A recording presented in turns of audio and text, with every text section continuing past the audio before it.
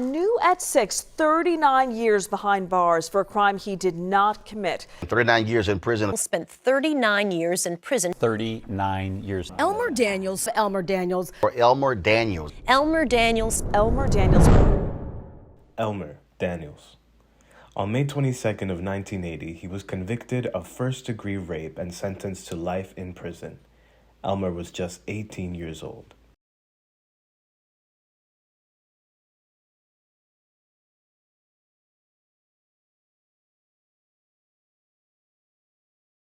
It was a cold day in December when Elmer was able to celebrate his 18th birthday amongst his other siblings and his mother, celebrating the official day that he began adulthood.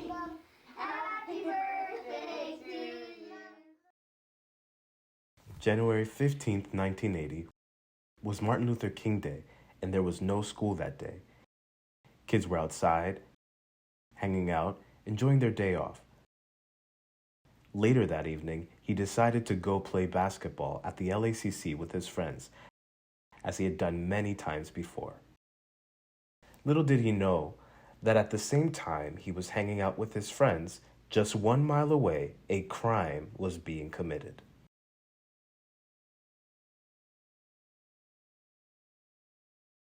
Gail Smith, a 15-year-old white female, decided to go to a house party that a friend of hers was hosting at roughly 3 p.m.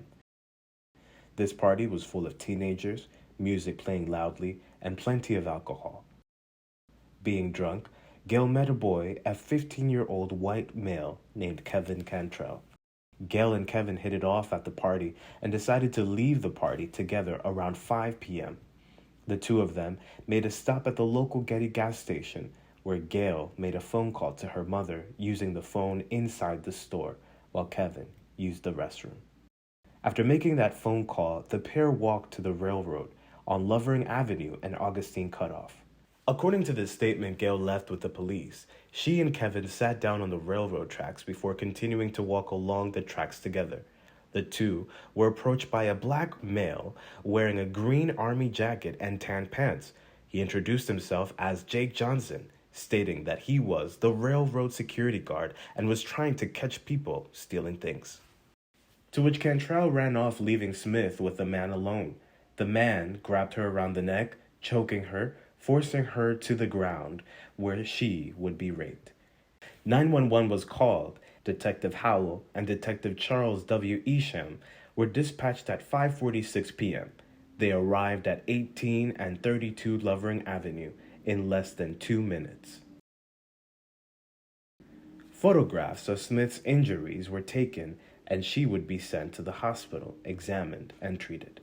Detective Isham and Detective Howell didn't leave the hospital until around 11 p.m. that night, to which they both returned to the site of the crime with Detective Sergeant Spencer, Detective Howell, Patrolman Quinn, Smith, and her parents to gather more details and possible evidence. One statement in a taped interview between police and Kevin, he claimed that he was with a black man named Elmer earlier that day on the bridge of Lovering Avenue and Agostina cutoff, and later that night, after meeting Gail Smith and being at the railroad, the two of them made out, and in another version of Cantrell's statement, the two even consensually had sex, but was interrupted by the same man from earlier in the day who introduced himself as the security guard and later raped Smith. Kevin stated that he knew who the man was due to the fact that they were in the same 8th grade homeroom class with their math teacher, Mr. Charlie Cross, at Bayard Middle School. A few hours later, police had identified the suspect, who Cantrell said was named Elmer, as 18-year-old Elmer Daniels from Wilmington police records due to previous encounters he had with law enforcement. A photo was obtained from Ellesmere police records, and that image was shown to Smith 30 minutes later within a book amongst 300 photos. According to the report, when she saw Elmer's photo, she began to cry and became upset, which counted as a positive ID. During Elmer's preliminary hearing, the judge set his bail at $20,000, and for a family of 10, being able to put together $20,000 was near impossible. Elmer didn't make bail. Therefore, he was forced to remain behind bars until his case could be presented to a jury. While Elmer was patiently waiting, the police and FBI were building a case against him.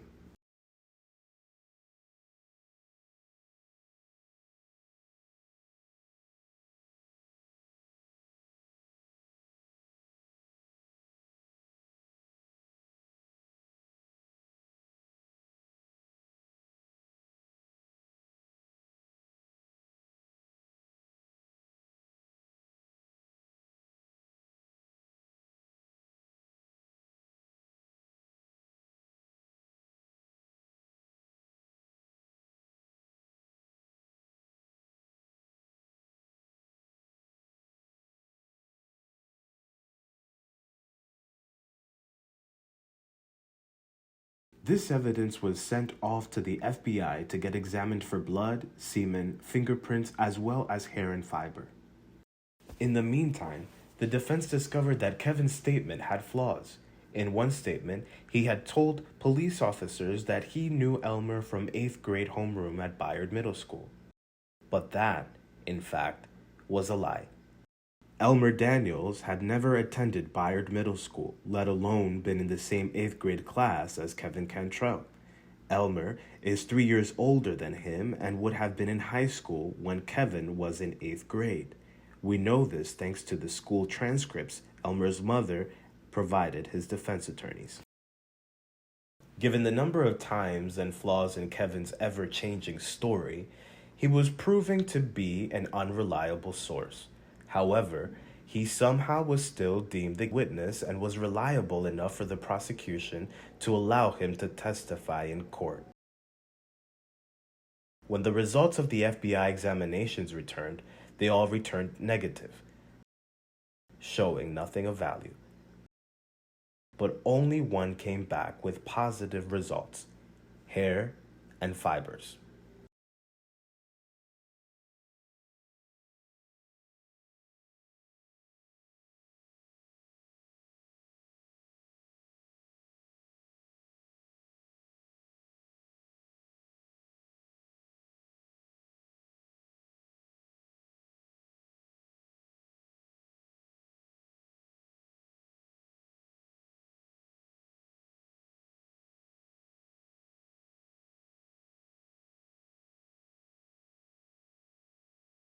While out on parole, Elmer did all that he could to keep out of trouble. He was hired for a job at the barbecue restaurant known as Famous Dave's and completed all the meetings and tasks he needed to do with his parole officer. He returned to prison a year later for violating the conditions of his parole. One violation was for failure to hold a job.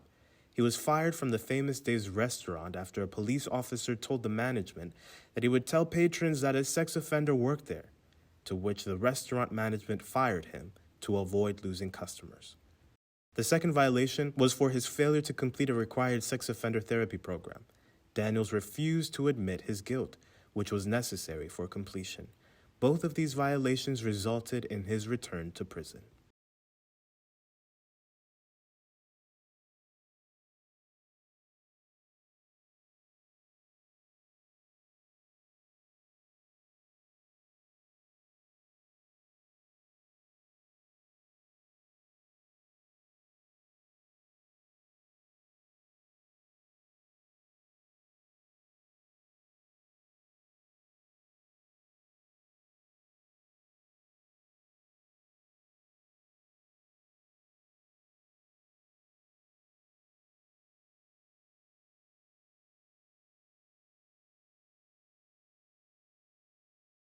It was discovered that police had not shown Gail Smith 300 photos for her to choose her attacker through, but in fact was only shown 50 photos. When the results of the FBI examinations returned, they all returned negative, but one came back with positive results: hair and fibers. What is supposed to happen when the results of the evidence return is that the FBI is to send their results to both the prosecution and the defense to prevent both sides from being in the dark in court. However, that was not done. The prosecutor in Elmer's case was Bartholomew Dalton. Dalton failed to share the results with the defense, effectively breaking the Brady decision.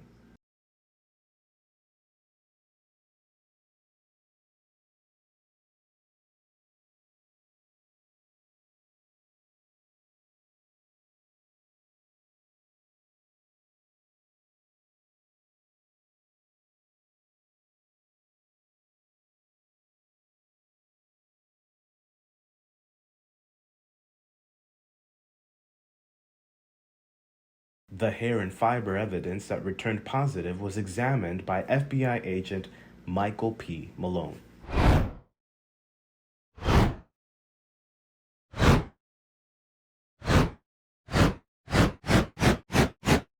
And just a little background on Special Agent Michael P. Malone. He was a star of the FBI's forensic laboratory, and he testified in thousands of cases across the whole country. Agent Malone testified as an expert witness to the jury, explaining the results he found on the evidence.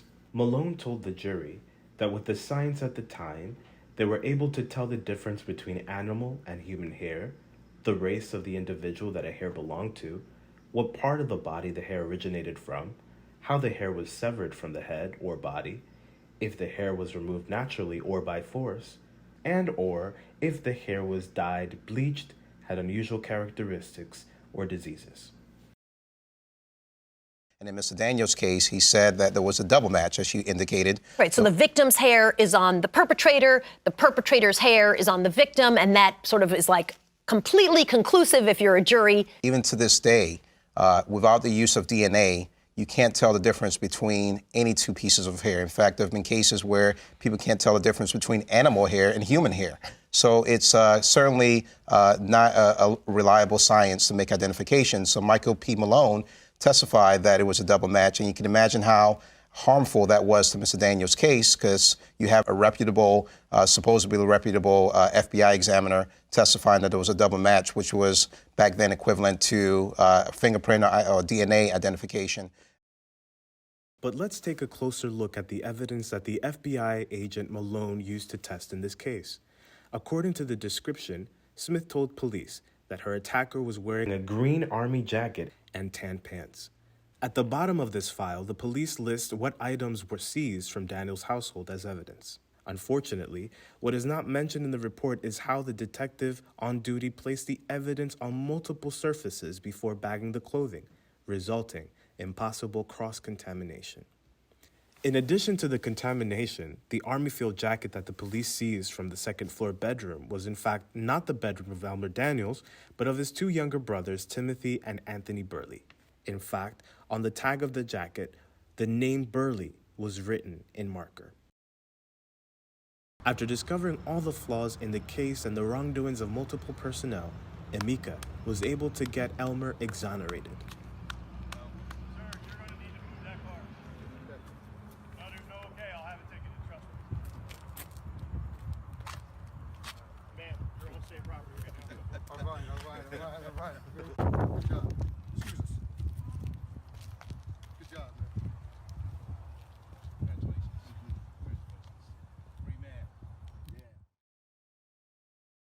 No one's apologized.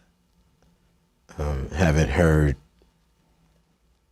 I guess, what you would call people in position of authority have never humbled themselves to come to me and say, we were wrong. You know, we messed up. You seem very calm, but I think I would be furious. I mean, I'd be in a rage, frankly. It doesn't sound like anyone's being held accountable. Will they compensate you in some capacity? I don't know. Are you mad, furious? Hurt. Hurt.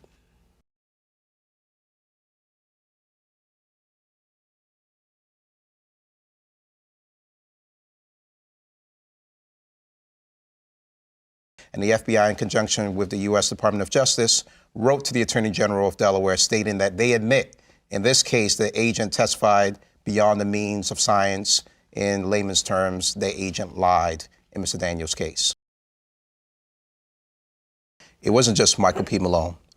There was a review of the FBI laboratory, and it was found that 26 out of 28 lab examiners testified falsely regarding hair comparison analysis. So you can imagine that there are thousands of these cases throughout the country.